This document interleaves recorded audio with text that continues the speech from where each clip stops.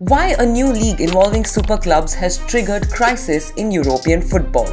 On Monday, April 19th, European football's governing body UEFA was set to announce a reformed Champions League considered to be the biggest club competition in the world. However, it got blindsided over the weekend after 12 of the biggest clubs announced a new competition, calling it the European Super League. It has thrown European football into turmoil.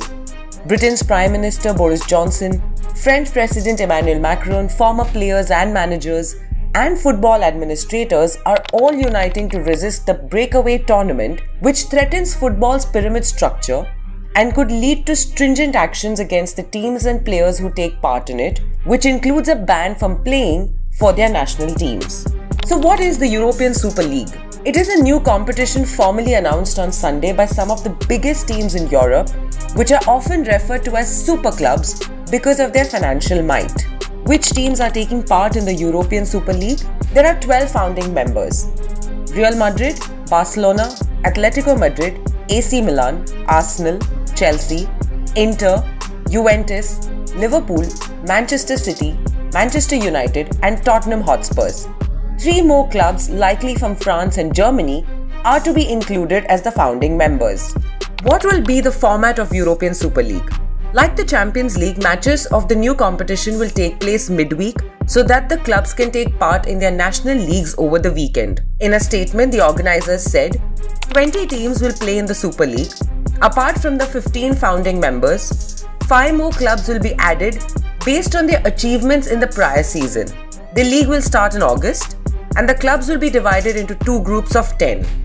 Matches will be played on a home and away basis, with the top 3 teams automatically qualifying for the quarterfinals, while the teams ranked 4th and 5th competing in a 2-legged playoff for the remaining 2 spots. Only the final, which will be held in May, will be a single-legged fixture. How is the European Super League being financed? The Financial Times reported that the league has received $6 billion in debt financing by JP Morgan, and each club will be collectively given roughly $3.7 billion to spend on infrastructure. The Financial Times also reported that the founder members are likely to receive 100 million to 350 million euros each to join the contest. It also reported, with expected revenues of 4 billion euros for the competition through media and sponsorship sales, club would receive a fixed payment of 264 euros a year. Why did these clubs break away to start the European Super League? To put it simply, it's for the money. In their statement, the organizers said, the formation of the Super League comes at a time when the global pandemic has accelerated the instability in the existing European football economic model. Initially, the club said they wanted changes to revenue distribution in the Champions League and demanded a bigger say in how the tournament was run commercially.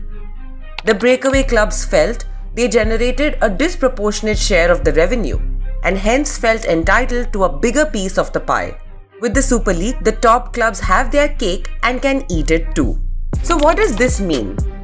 In a sense, the 12 teams will not play in the Champions League and would instead share the revenue from the matches they played themselves.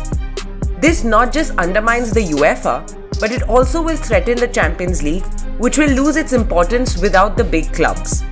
The new league will be more like the NBA, where the teams are the stakeholders and have little to do with the sports governing bodies in the USA.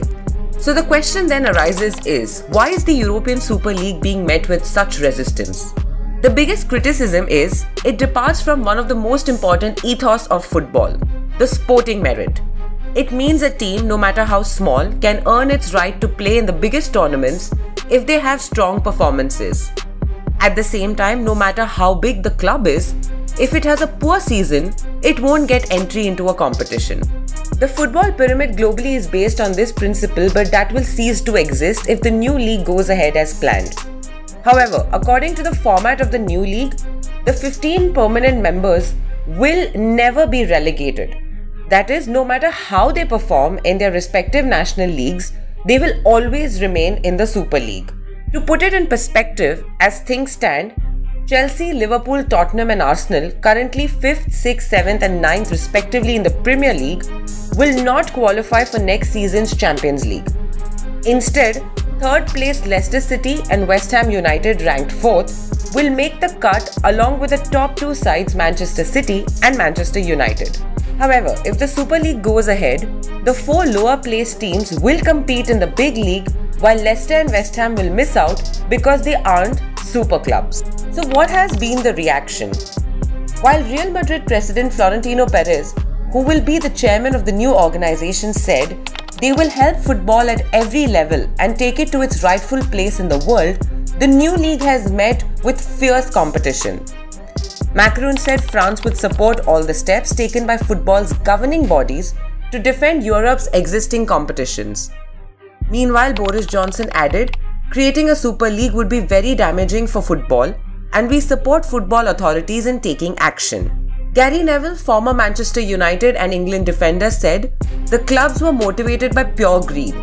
He told Sky Sports, "It's pure greed, they are imposters. Enough is enough. Deduct them all points, put them at the bottom of the league and take their money off them."